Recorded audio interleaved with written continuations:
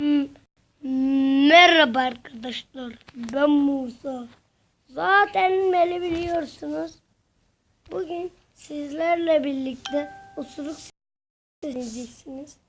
Şimdi internetimiz var gördüğünüz gibi.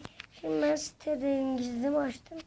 Şimdi YouTube'u kapatıp açıyorum. Güle güle arkadaşlar. Kazanması mübarek olsun. Güle güle açana kadar. Evet arkadaşlar açtım. Şimdi dinletiyorum. Hadi tıkladım.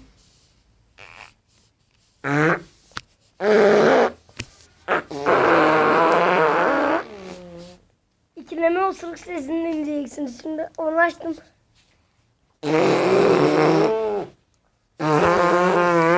Bak bu teklemedi.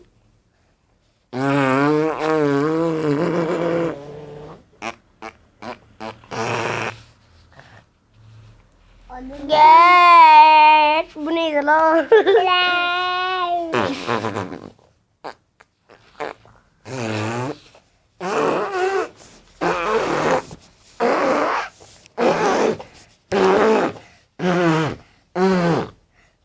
Evet arkadaşlar bu kadardı, güle güle. Bye bye.